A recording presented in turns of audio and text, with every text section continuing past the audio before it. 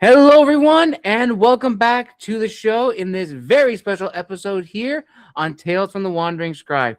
I'm your host, Gabriel Garcia. Many of you know me as the Wandering Scribe and the Wandering Quill. And joining us back on the show is a Wandering Scribe alumni. She is a fellow historian, fellow author, amazing human being all around. And she is here today to tell us about what she has been up to since the last time she was on the show, as well as a very, very special project that she has announced on her socials, which I am very, very excited to dive deep into. So, without further ado, let's give a huge round of applause to our Wandering Scribe alumni, Erin Fetterly. Erin, welcome back to the show. Thank you for having me. That was a very flattering introduction. Thank you very much. I'm excited to be back to talk about my new ventures. Awesome, Erin. Awesome. So excited to have you back on the show. And as I go take a little quick recap, what have you been up to since the last time you were on the show? Well, I've been continuing with my PhD work. I'm getting a PhD with Birkbeck University of London, and I am now entering my 5th and hopefully final year. So if all goes to plan, I hope to defend and submit my dissertation next September.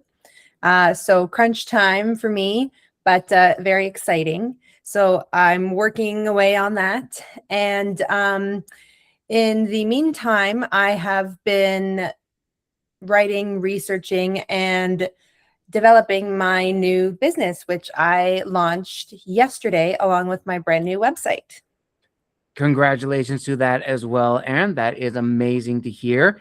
And what can you tell us about not only your website, but also your new business ventures? Because I think it is a very amazing venture. Thank you. Well, my new business venture is called Decoding History. It's a freelance transcription service. So I provide freelance transcription services.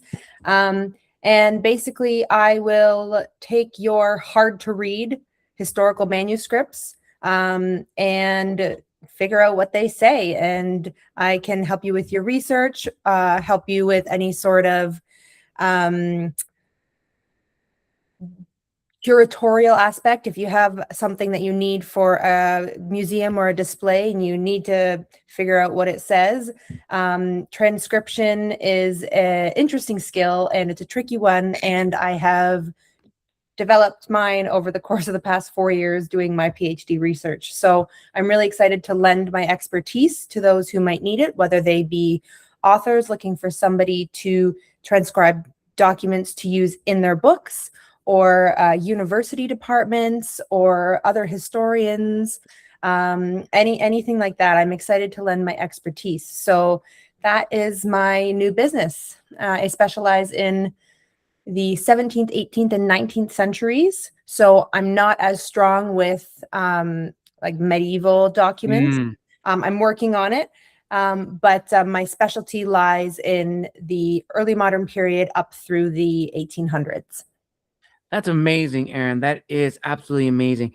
And I think it's also really special too, because I actually remember seeing not too long ago on one of my feeds that the Vatican was now opening up its digital archive for people to view. And I remembered you were talking about before we got this interview started about, your transcription service. And it got me to think of, how cool would that be to see a document or an artifact from the past and transcribing it into the modern text, the modern language to really see what was happening. And I'm very, very curious what really, pushed you to bring about this new part of your life. What was the beginnings of this transcription service? Was it something that in the beginning or was it more recent? Well, throughout the past 4 years of doing my PhD research, which focuses on women's manuscript writing, I have been looking at hundreds of different letters, journals, diaries. And in order to do my research, I've had to transcribe them in order to get the information out of them. And I just found that I really, really love doing that. I feel like I'm a historical detective, historical treasure hunter, because it's like you're treasure hunting in the manuscript. It's like a puzzle just for you to figure out. Right. And I love it because you never know what you're going to find written in there, because you just glance at it and you might get a couple words that pop out, but until you sit down and you read the sentences, you don't know what exactly it's saying. And you never know what you'll uncover, what you'll be like, oh my gosh, this person's writing about this, or they witnessed this, or they thought about this. Like, that's crazy. Or like, you never know what you're going to uncover. And so for me, it's just like a big treasure hunt, and I love it. So I've developed my skills doing hundreds and hundreds of manuscripts, and I have been trying to develop my history career because it's been hard to get a full-time history job while I do my PhD, because I just don't have Truth. time to do both. So I've been trying to inch my way towards history jobs, and I have a friend who's an author, and she made a comment about somebody she uses to help her read documents, because I posted about transcribing a document, and she commented saying that she uses this person to help her. And I thought, wow, I could be like that person. I could offer my services to do this for other people. And so I picked her brain a bit, and then thought that I should get this going to see if I can make something out of it and use my expertise to help other people. Absolutely. Well said, Aaron. Now, I've seen, and this is like from like a general stance, that when people think of like transcription, they always think of like the medieval text or the text of antiquities, which takes, a lot of research, and rightfully so, because the language to adapt is very, very difficult to like really understand what exactly the chroniclers were saying. But we don't really give like a lot of that kind of mindset to, the 17th, 18th, and 19th century, because it's a little bit more closer, relatively speaking, but it's still the same, mentality. So I guess my question to you is, what are some of like the obstacles when it comes to transcribing text that people really don't take into consideration? Well, that's a great question. There are a lot of techniques and skills that you learn to use while transcribing, and a lot of tips and tricks that will really help you. And I've read about a few, but a lot of them I've just learned by doing and by reading hundreds of manuscripts. But there are different handwriting styles Mm, throughout the early modern period. So that is one thing. Like, the handwriting is always different, but on top of that, every individual, just like today, has their own handwriting style. So you might get someone who's writing in the same, say, italic style, but they're two different people. So they're going to have slightly different slants here, make their R's slightly different. It's going to be relatively standardized in the italic, but it's going to be different. So you mhm. never get exactly the same handwriting. So that's something you kind of have to adapt your eyes and your brain to. It's really good when you have a lot of journals by the same person, because then you get used to that handwriting style. And so by the time you're on that third journal, you know what to look for, you know what their letters look like. But then you switch to a completely different journal by somebody else, and you have to kind of relearn what their letters look like, what their style is. So that is a challenge. You have to kind of adapt to each different style. And also, along with the style, you get stylistic nuances. Mm, So, like, some people short form certain words and some people don't. Some people will combine two letters, some people won't. And although there are different stylistic approaches for the handwriting styles used throughout the early modern period, like I said before, everybody kind of has their own take on it. And so I could be looking at two different diaries from both from 1850, and they'll have the same stylistic handwriting, but one person might do this with their A's and one person might do this with their TH. And so it's not going to be exactly the same. So you have to look for those stylistic nuances. One of them is the TH. Sometimes they will do, like, they'll make a lowercase h and then put a line through the stick of the lowercase h, and that'll symbolize a TH instead of writing mm, individual T's and individual H's. And another stylistic approach, excuse me, is in the early modern italic hands and the secretary hands, and even branching into the round hand. A lot of them use long form S's in the middle of words. So they'll do a small S and then a long S if it's in like the middle of the word. So it might look almost like a handwritten F, but it's an S. It's not just like little s, it's little s, big S, RE or something like that. So you have to kind of watch for that. And I found that that's actually a good hint for me. Like I'll look for that and be like, oh, that word has SSE in the middle. So that's it. They're just little things that you learn like that. I wrote an article for AM Digital, and I wrote a few of the key tips and tricks on there for people to kind of use and look over, because it's really hard to really show what I mean just by talking without the visual examples. But yeah, I would say the biggest obstacle, back to your question, is that every handwriting style is a bit different. So you have to adapt. Absolutely, very true. And it almost kind of reminds you of that scene from Sherlock Holmes' Game of Shadows, where Holmes is talking about Moriarty's penmanship, and I forgot the discipline was, because it's not as prevalent as it is now, which I could be wrong. I think it's like typography. Is it paleography? I think so. It's like the study of handwriting, where it's like, yes, thank you for that. And noting how when the certain indentations of certain letters indicate certain types of emotions and everything like that.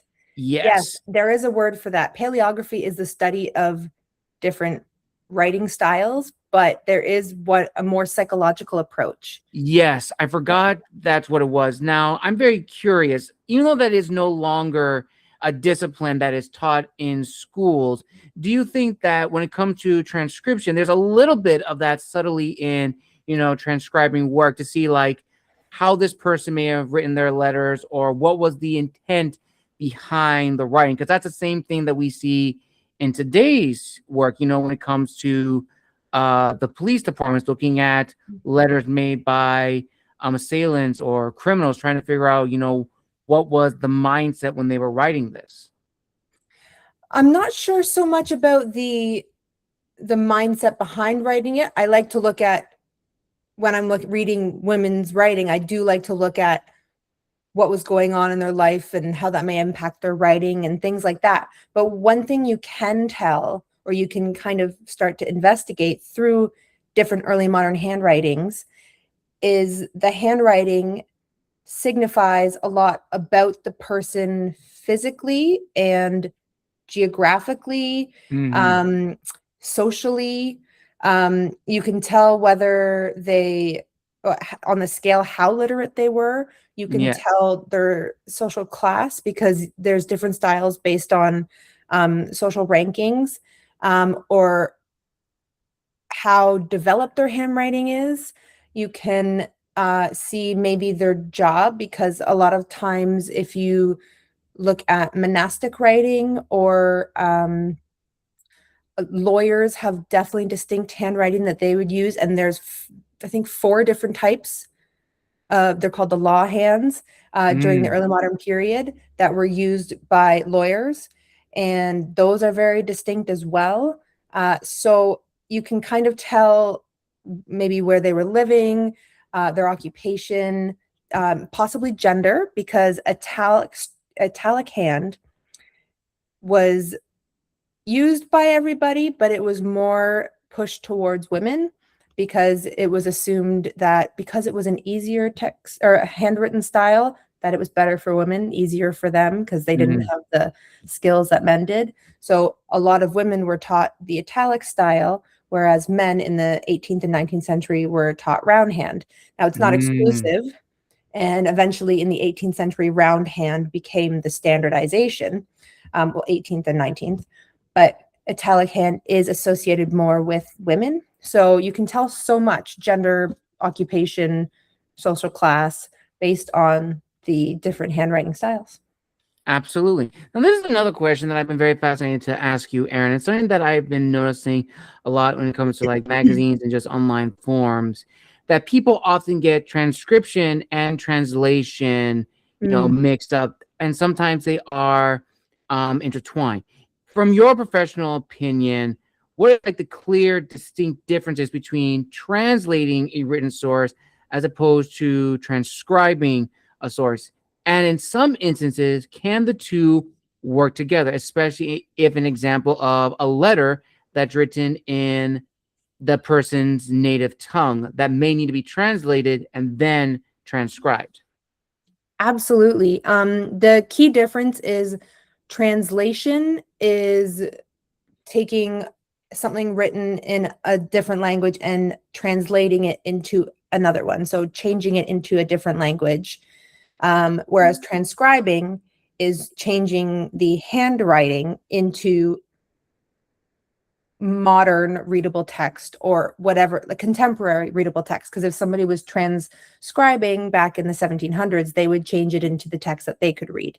So changing a text into the contemporary text so it is readable. And often in my research, because French and Latin were common used languages in the 17th, 18th, and sometimes 19th century, a lot of the stuff that my women wrote were kind of interspersed with this line in Latin, this line in French, or even paragraphs. Or a lot of times, if they were talking about a friend who lived in France and they were talking to them, they would write what they said in their native language. So they would write what he said in French. So I have to go and look at it, figure out what the letters are, but also translate it. So I'm fairly decent with French, but the Latin is somewhat tricky because it's helpful if you have a knowledge of the lexicon of that language so you can identify the words. But if you can't identify what word this is, then you don't know what these letters are.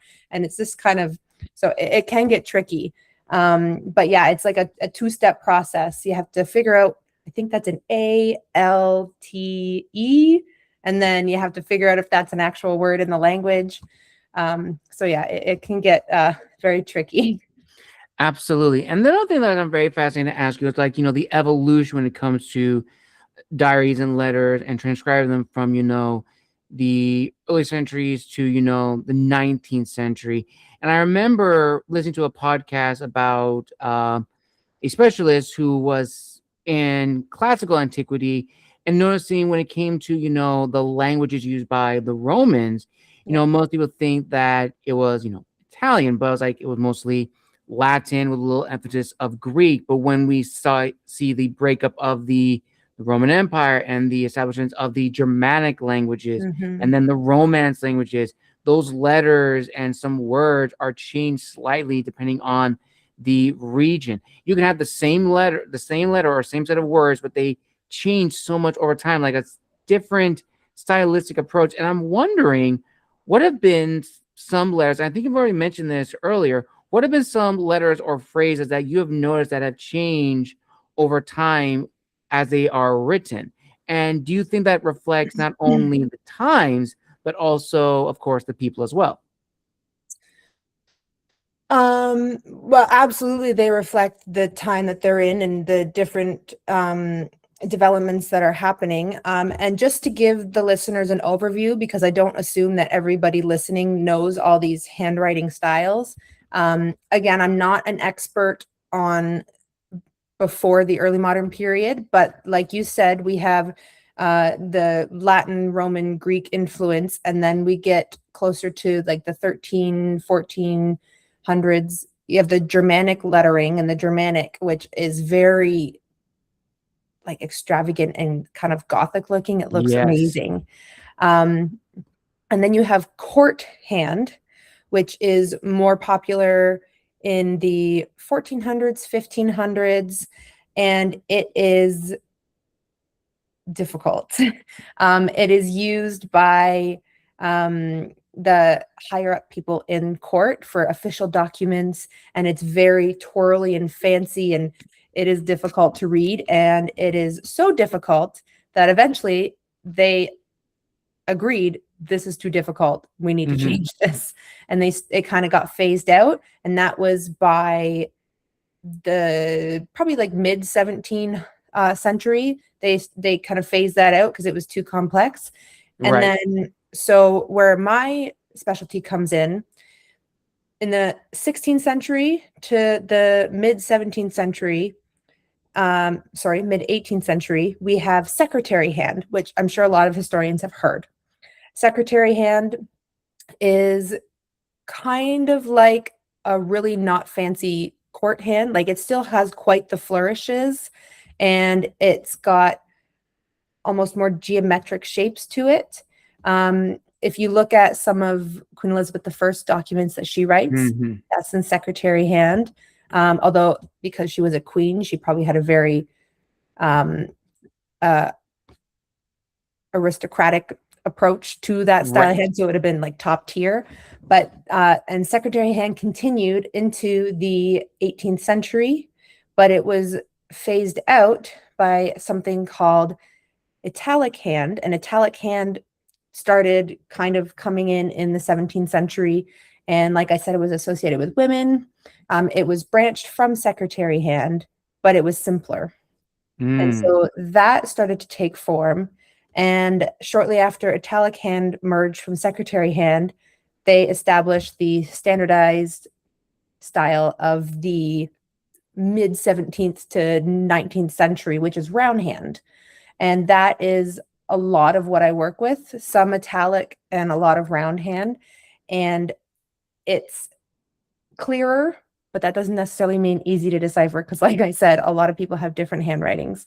But the letters are more open, and this was developed because of the invention of the metal tip for your pens. So Right. the metal nibs came in. Some were pointed, some were not pointed, and that gave you different styles of handwriting. But the metal tip, the flexible metal tip, helped to create a different style of more readable handwriting. So round hand is the most common in the 18th and 19th centuries. So that was a very quick and kind of blustery overview. But as for the styles that change, all the letter styles change from the 1500s, say, to 1850. All the letter styles change. You can still make out the letters, but they're very different. One thing that gets clearer is they're not as embellished. So you go from secretary hand to round hand, and the letters are a lot more simple.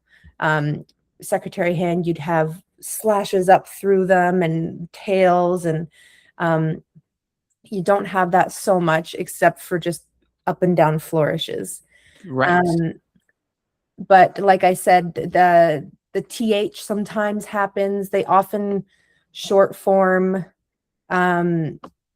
words like which, WHICH. They'll do a W, and then they'll do a superscript H, and so that's which. Or they'll do through, and they'll do TH and then superscript H, and that'd be the word through instead of writing that. So there's a lot of short forms that come in.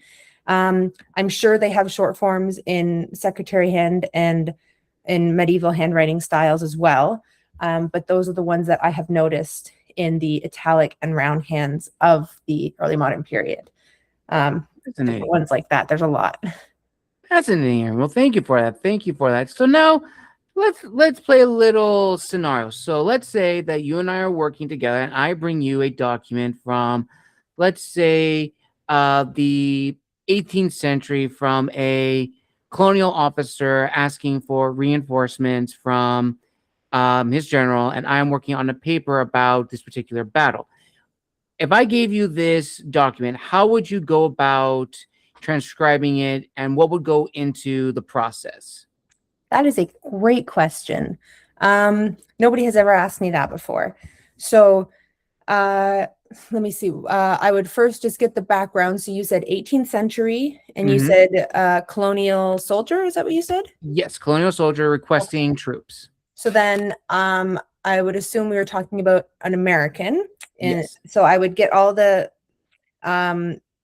bases, all the background, kind of out so I could see it and understand it. And then I probably do maybe slight background reading into, I have a lot of books and documents about different handwriting styles throughout the early modern period. So I'd probably look to see if I had any that had any tips or tricks when looking at 18th century colonial handwriting, which would probably have been some branch of roundhand. But I do know that in the States, they did develop a couple different ones. There was, I forget the name of it, but a specialty, really cursive-y handwriting that was developed around the time of the signing of the Declaration of Independence. And that's the kind of handwriting they use to sign that. So they would have slightly different ones, which is why I would look up any tips or tricks to deal with that. And once I did that, I would just start. I would put it into my system. I used Tropy, and I would just go line by line and just figure it out as I go. I would take each word, see if I can figure it out. And once I figure it out, then I would know which letters, what the letters look like. So in following words, I can look back and I go, oh, right, that's a T. So this word must be blank, blank, TH, whatever. And it kind of decipher it from there. And that's why I call it decoding history, because it's almost like, it's like you're deciphering a code. You can figure out which letters look like this, and then you can kind of figure out this word. And a lot of times, if I'm not sure what a word is, I will write what I think it is. Or if I'm like, oh, well, those are the letters, but I don't know if that's a word. I've never heard of that word. I will get the context of it. So I might say 18th century colonial soldier. And if I had the name of the soldier, I'd put it in, and then I'd put in that word, what I thought it was. And a lot of times I get results that I'm like, oh, that was a name of somebody, or that was a name of a specific medicine. And I just didn't know that specific name. And I'm like, that makes sense. And then that's kind of another piece figured out. And then I can use that for my further transcribing. Absolutely. Well, thank you for that, Erin. Thank you. That is really, really important, which actually kind of leads into my next question, which I'm very eager to hear your thoughts on. So, as you and I both know, we are in a digital age where everything is drastically changing. Yes. And for better or for worse, for the field of history and other liberal arts. And we're seeing the rise of generative AI be used in everything, taking the place of researchers, recorders, translators, and more, because they think, oh, it's easy and it can generate the information quickly. That doesn't mean the information is correct. You're going to need somebody who has that discipline, who has that experience to understand, well, no, this is not the correct translation. So I'm very curious for you as an historian, and also, building your program and working with a program that helps you. How does that, or like, make you feel, or your insights on, we are in this age where AI is being used more and more to like get things done for us, as opposed to being, a resource and a tool, because that's what it was intended to be. It wasn't to make, all these jobs easier. It was supposed to, help us in certain capacities, because you still need someone with a analytical mind to do the research and to see the things that a program is not going to pick up. Yeah, that's a very good point. I actually just wrote an article for a company called AM Digital. They have a fantastic database of digitized manuscripts, and I use their women's writing database a lot for my research, because I live in Canada and I only go to London a couple times a year. So I use a lot of their digitized photos, so I don't have to go to the archives, which I can't reach all the time. But I wrote an article for them about using AI in transcription. And although AI can be helpful in certain instances, it is a decent summarizing tool, but it shouldn't be used to replace actually reading something. And it's OCR, which is optical character recognition. So that process is quite helpful. That's when you're searching for a word in a document. Mm-hmm. So you get a PDF of a book and you're like, oh, I want to know which chapters talk about secretary hand. So you just type in the word secretary and it finds the pages. That is very helpful. But I used their transcription tool on a journal that I had already transcribed just to see how it would compare. And it was almost 100% inaccurate. It helped me with one word, which was a name that I couldn't quite decipher. It did help me get that. But all the rest, some of them weren't even words. And so, and nothing against AM Digital. I love their product, their site. I love it. But for using AI for transcription in general, you can use it to assist in certain aspects, but I would not rely on it to transcribe a document. Like, do not, because it's not going to be accurate. You need a human who has the skill to read the nuances. And like I said, everybody has different handwriting. You need somebody to connect with the piece. You need somebody to be able to see the strokes of the handwriting and pick up on what this person was doing as they were writing, how they were shaping the letters, and just how they wrote their letters in different ways. And like, you need somebody to connect with it, Mm-hmm. not just to be like, that looks like an A, and then just put an A down. That looks like a C, because then you just end up with a whole bunch of mumbo jumbo that doesn't even make sense. So yes, if you are a historian, a writer, and you're trying to use a transcription AI to figure out your manuscript, don't, because it's not going to be accurate.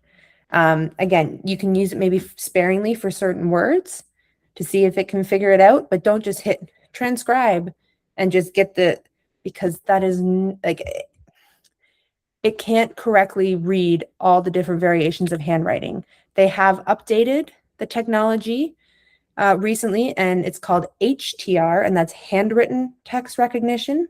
So it is gone from just reading like typed text to reading handwriting, but that is standardized, easy, clear handwriting. So if you have any sort of differentiation between a clear standard word, it's not going to be able to read it. So, or at least read it accurately. So I would definitely caution anybody who is thinking about doing that, don't. And if you don't have time to transcribe your documents for your research, send them to me and I'll do it. Absolutely. Absolutely. Now, Erin, we are just nearing the end of this incredible, very special interview. So I'm actually going to throw you a fun fan question I had for you. So, as you mentioned before, you are in, the 17th, 18th, and 19th centuries. That is your bread and butter. But I'm very curious if you had the opportunity, and if, of course, you did this more on the side just to see if it is your interest or was your interest, what other period in history would you really like to experiment in for transcription, and why? Oh, well, I would love to have a go at the like the court hand, or even the Germanic hand, the really detailed medieval scripts. There's, again, a Ooh. few different ones, but I would love to try to do that, because that I think I have a skill for the centuries that I do, but that to me is like an exceptional skill. And that's where you get more into paleography, what they term paleography, and they kind of figure out these old monastic scrolls, or this, I don't even know, like some of it just looks like symbols almost, but they're No. so detailed. And I would love to have a go at that, learn some tips and tricks to do that, because I look at that now and it stumps me. Yeah, I've look at the back in online databases. I'm still in awe that we had people back in human history able to write like that in that style. And then I remember I was watching a show, I think it was like, I forgot what it was, but it was talking about, how a long time, a lot of people, especially the church, the chroniclers, wrote in Latin, and not a lot of people knew Latin. And so you had some king saying, let's transcribe into, he used the word English, but I assume it was what we would consider, Old English, Yeah. so that way people could understand and read. And it is just so fascinating. And it goes back into the discussion we talked about when it comes to, translating from Latin to Old English, and then from Old English, transcribing it to figure out what exactly was being said, and possibly a little translation along the way. It is so very, very fascinating. And I think to wrap up this incredible discussion, Erin, my final question to you is this: for the listeners out there and the fellow historians who are watching this episode right now, what do you hope people will take away, not just from, the services you are providing, but also what you are doing? You are showcasing a skill, a discipline, which is on the verge, as some people may say and argue, is being pushed aside in favor of AI transcription. You will not need a person to look at the fine tooth comb. Again, AI is very helpful, but it shouldn't be the end all be all. You do need that human element. What I hope people take away from what I'm doing is, well, I hope that if they're in need of somebody to help transcribe, they will look towards me to help.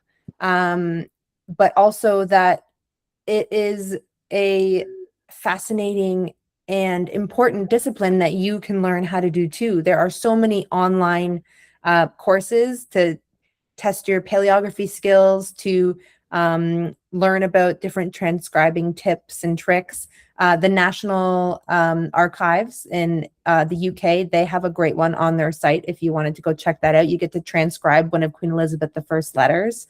So if you're interested in that, definitely do that. Because like you said, AI is starting to come in and push that type of discipline as well as many others aside. And we need to not lose those disciplines because, like I said, most of them, if not all of them, benefit from a human aspect, Yes. benefit from a human mind and a human eye, and will not be the same without it.